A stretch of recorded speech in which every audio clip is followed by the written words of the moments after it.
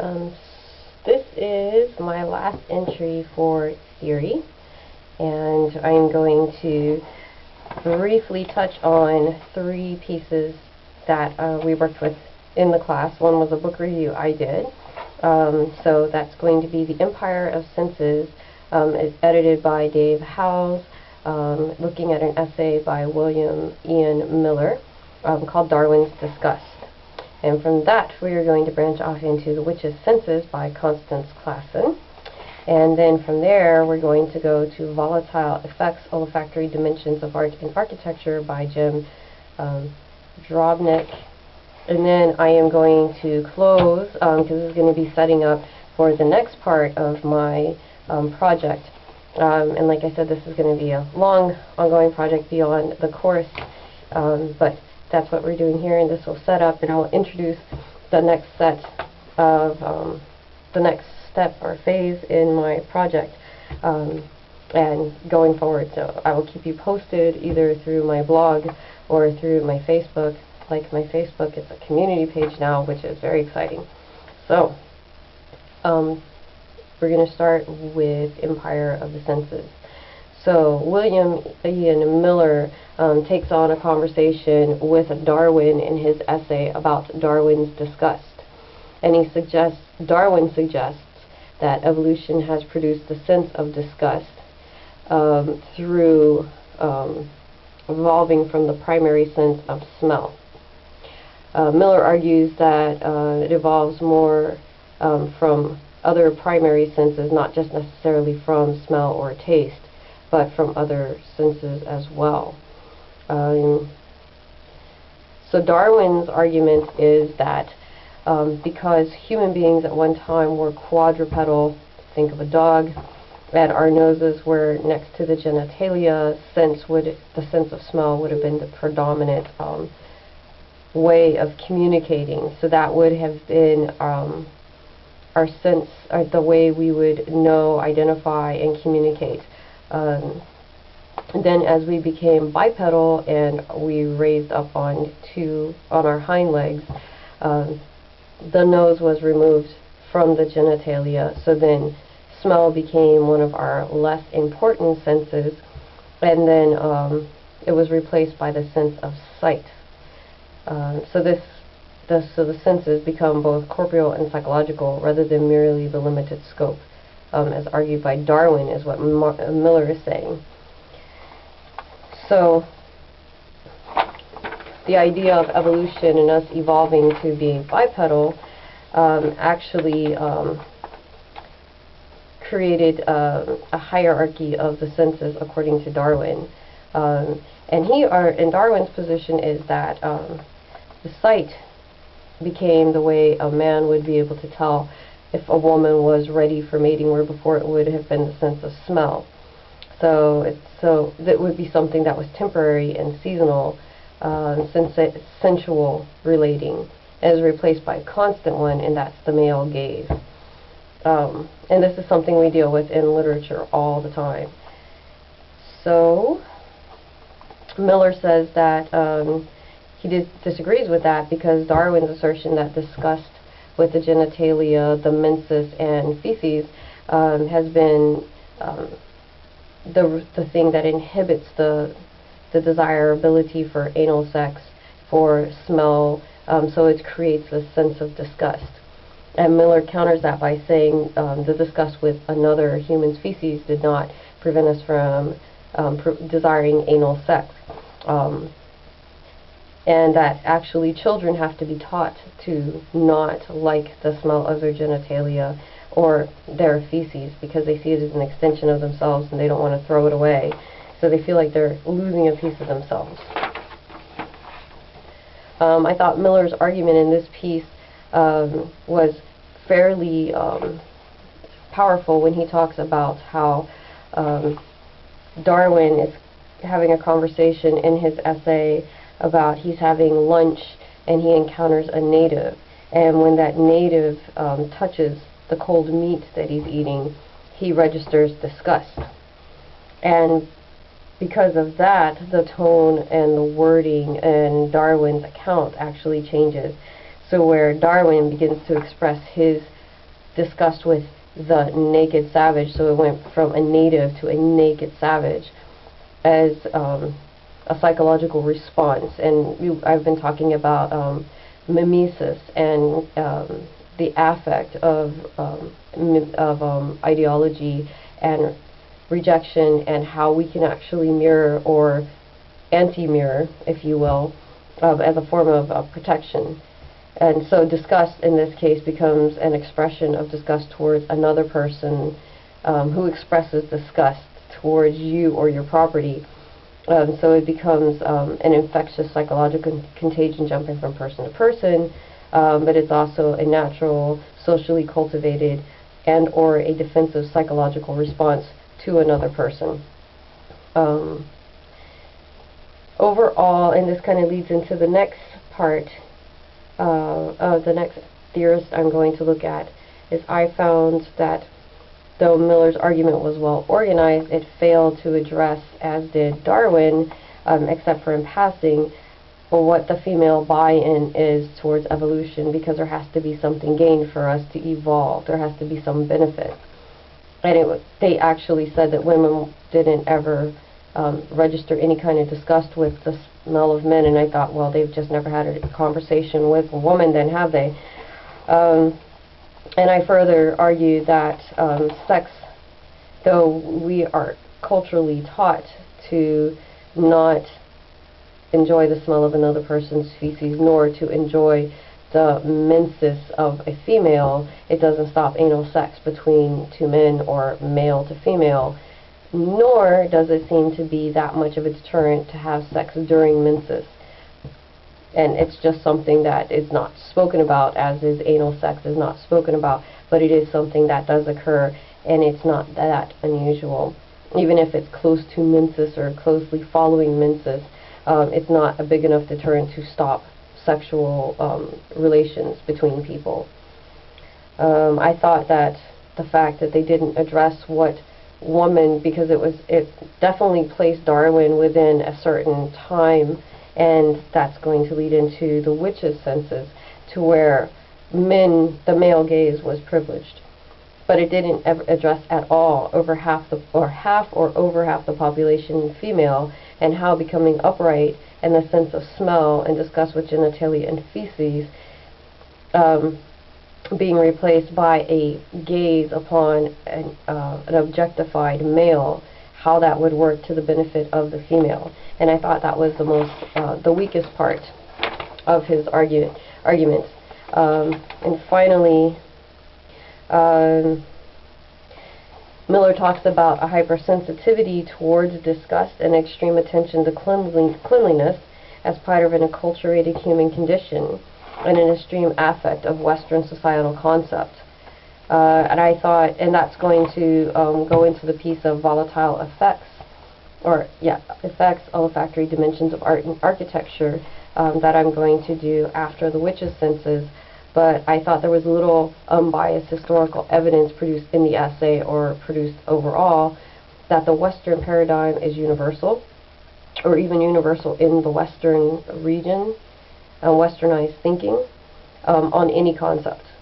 And whether it's discussed, as Darwin argues, it as an evolutionary affect, or as Miller proposes, as an acculturated concept, I don't think we have a universal understanding of what is disgusting and what is not, and how we react to things that we would perceive as disgusting.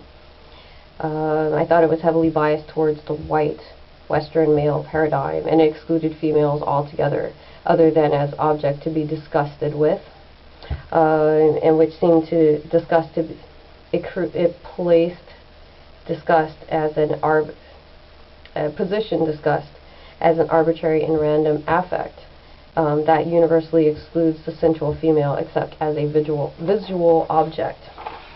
Once again, I will post the link for that if anybody's interested in looking at it. I do appreciate that Miller did try to argue against Darwin, but he failed in addressing some of the more obvious and some of the weaker points of Darwin's argument.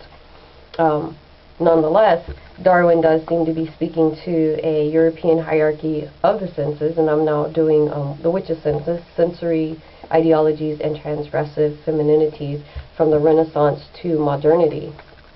In the European hierarchy of the senses, the sensibilities of women's traditionally ranked low. White men had mastery of the higher senses of sight and hearing. Women were linked to the lower senses of touch, taste, and smell.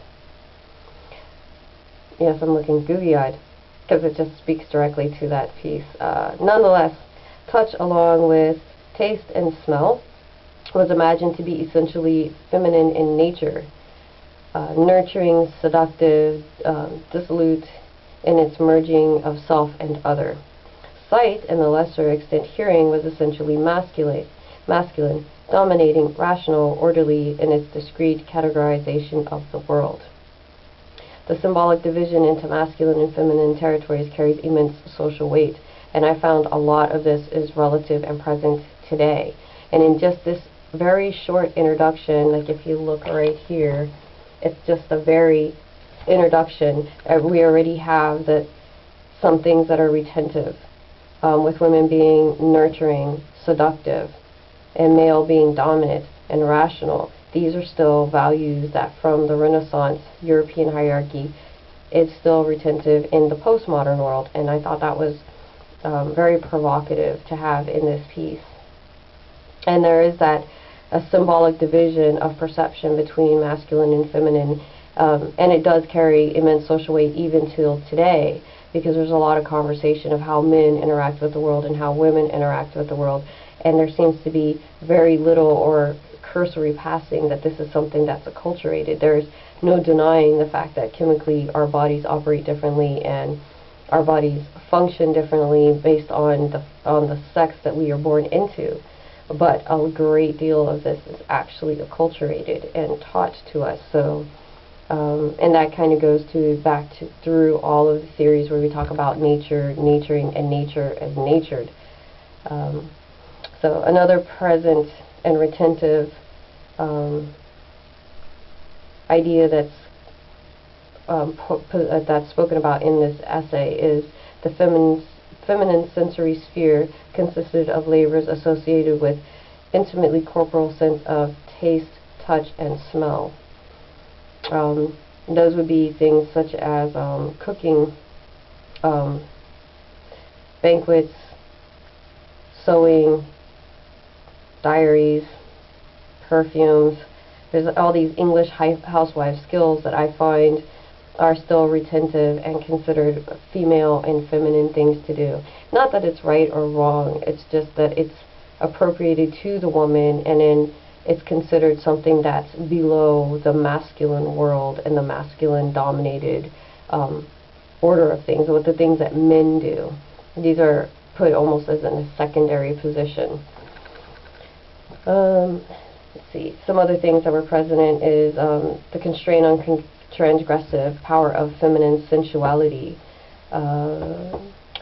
and which is defied, and back when they were doing the witch inquisitions and witch hunts, defied sensory and social norms by using feminine senses of touch, taste, smell as media of self-gratification rather than self-sacrificing, as avenues of empowerment rather than instruments of service. A woman's touch was believed capable of debilitating and destabilizing man's body and mind. And I think of the wording in romances, and that's the exact wording that they use in the popular romance. It's seen in popular media that, women using these different senses as a way of self-gratification is something that's considered dangerous. When I think of the Miley Cyrus MVA Awards, where she was up on stage grinding, and she caught all of this heat for what she was doing. There was a man on the stage that she was grinding upon, and nobody said anything, and she caught a lot of heat for that. And it just seemed to be to where that was that unrestrained feminine sensuality that came under fire, so where I found that those same restrictions on woman are still present, because there are videos and there are MVA award ceremonies, all type of music award video celebrations where men have women grinding all over them and that's okay. But as soon as a prominent female displays feminine sexuality that is transgressive according to the containment of female, then that becomes a real hot topic for media. And I found that was something that I wound up talking to a fellow feminist theorist about, and we were both pretty puzzled about that. And I've had conversations with other theorists who are philosophers who have noticed the same thing that Cornel West has, that there is a classic revival to where we're starting to fold back into something that we believed was safer. And part of that is actually pulling women back into their assigned domestic roles, and women going there willingly. And we just thought that was, and it was something that just seemed to come up in this piece particular. Continue reading. If women gave life through their bodies, it was also believed that that they could deal death. Each carnal act was believed to sap a little more of the masculine life force, so that women's touch ultimately ended with a man's death. And I think of the orgasm traditionally being considered the little death, the petit mort. Also, there's the retentive in sports, to where no there's no sex during training, especially right before performance, and that kind of is a retentive myth that's carried over, that you have to maintain the male testosterone quotient, and you can't give it, waste it, your seed in a woman, because you need that for sports. In order to subdue the appetites, their appetites, virtuous women were expected to lead lives of gustatory restraint. And this is another retentive value. The 16th century behavior guide for women, for example, counsels women to eat little and to remember that our first mother was thrown out of paradise for a bite of food, and that many maidens who went out of their homes in search of tasty delicacies lost their chastity. And I thought of the Goblin Market. The most virtuous, that's literary text, the Goblin Market. The most virtuous of women scarcely ate at all, as we learn from the biographies of fasting female saints. And I thought this is the retentive value of the thin female ideal, the weak, anorexic, bulimic, biddable, controllable female. Women's hearing was supposed to be guarded, both because discourse of state and erudition were above women's mental capacities, and because women were easily misled. Women's speech was similarly restricted. Ideally, men spoke and women were silent. And these seem to be retentive, I find, but especially with profanity, talk of sexuality. Women, are not supposed to talk about. There's things you don't talk about publicly. Politics, sports. There's a big list where you can see when women engage in these conversations, there seems to be a little bit of restriction implied, to varying degrees. Restriction is applied, but it's just to varying degrees. In relation to men, women are accused of two kinds of speech, seductive and nagging. I find that's retentive. It's very much visible in popular media and in commercialized media, toward like sitcoms, which are now long commercials, or magazines. There's that seductive, or there's that nagging voice. There is no there's a absence of a woman who is just a human being. They're either the Madonna, or the Virgin, or the nagging. There is no just one multifaceted female. It's very rare. I'm not saying it doesn't happen. It's just very, very rare. The first employed female allurements, that would be the seductive, and the second appropriated masculine authority, and that would be the nagging. So if a woman appropriates male authority, she's considered a nag. If she's sexual, she's employing female allurements, so she's seducing. And so in this way, it all goes back to focus on the male. Traditionally, the highest sense in the sensorium was sight, and that kind of speaks to Darwin's understanding of becoming bipedal, removing the nose from the genitalia, privileges sight now for the man, so he can, with the male gaze, have constant gratification, but also gauge appropriately when a woman is ready for copulation, for production. It was considered the most noble, rational, and masculine of the senses. And this is something that when I went to England, one of the professors there had a PowerPoint slide, and her topic was on female gaze, and how out of modern romances, especially the vampire romances, is actually beginning to emerge out of media a female gaze. So instead of removing the male gaze as an avenue towards equality, it would be creating a female gaze, so that women look now upon men and they look for those six-pack abs, the ripped muscular back. So now men are being held up to a sexualized objective standard. And for the French women at the conference, they thought that was the best thing since sliced bread. They were like, well, why would you not want to be a sexual being? And there would be equality and being able to exercise sexuality and being able to enjoy the beauty of a masculine form that is aware that it's being objectified, and that steps up its exercise to become something that draws the female gaze.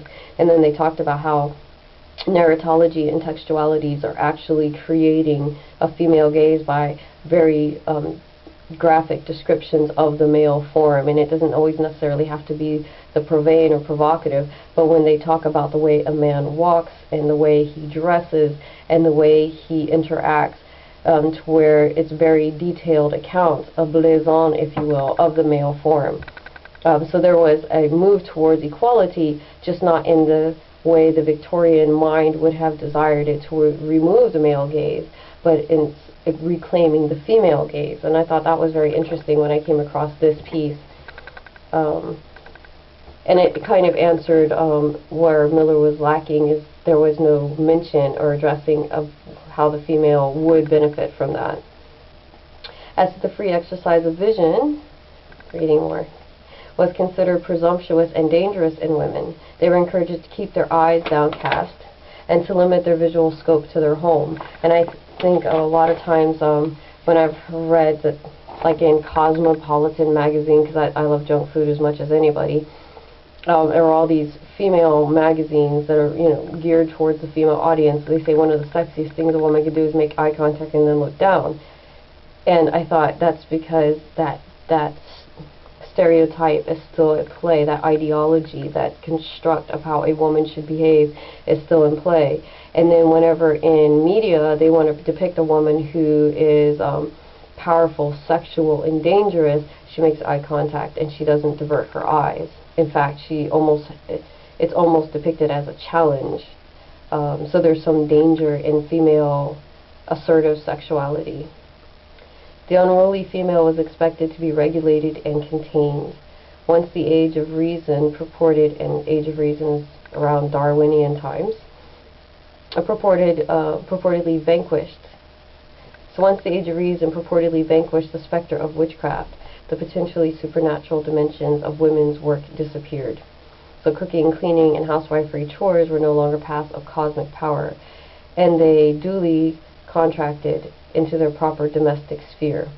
So this was the creation of the domestic sphere for women, and these, a lot of times, I find, are still retentive. The cooking, the cleaning, the child care, all of those things, anything domestic tends to be a woman's space. And it is changing. I'm not saying it's not changing, but if you read magazines, that they speak a lot about cooking, the cleaning,